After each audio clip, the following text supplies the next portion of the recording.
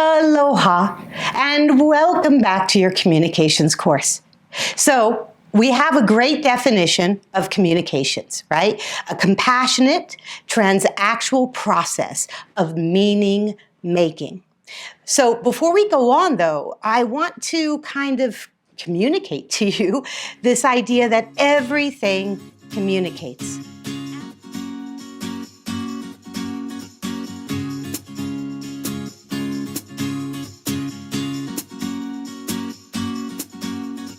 Absolutely everything communicates, everything in your environment, every gesture somebody makes. If you're sitting alone on the couch, if you're dreaming, communication is going on. There is never a single moment in which you are not communicating.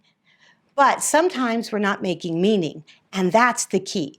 Like when we think about this, making meaning is hard.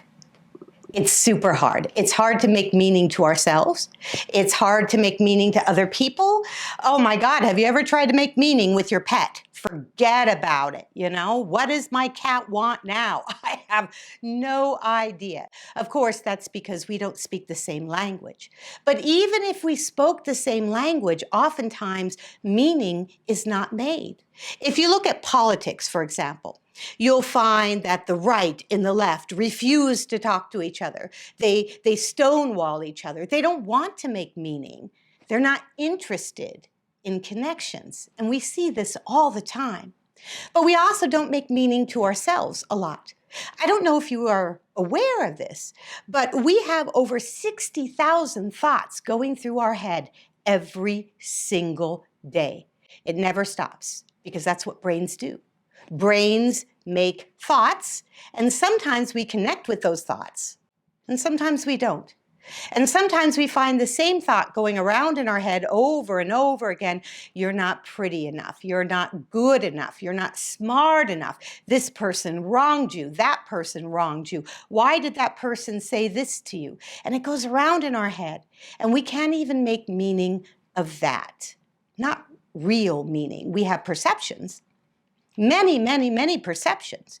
But perceptions are not necessarily the same as agreed upon meaning. So that's really the difference. It's important to understand that everything communicates. When you're walking down a sidewalk and you see that somebody had thrown a piece of gum on that sidewalk and just left it there, that piece of gum on that sidewalk is communicating something. It makes meaning the moment you look at that piece of gum and you go, well, why did that butthead put that piece of gum in the middle of the sidewalk where I'm going to step on it? You made meaning to yourself at that moment. But until you negotiated meaning with yourself and that piece of gum on the sidewalk, the gum's communicating, but meaning is not being made.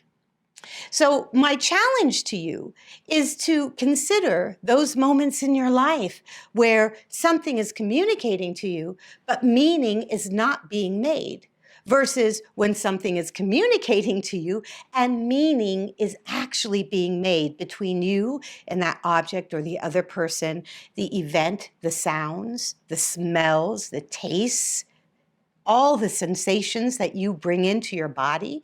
All of these things are attempt to communicate. And that's it.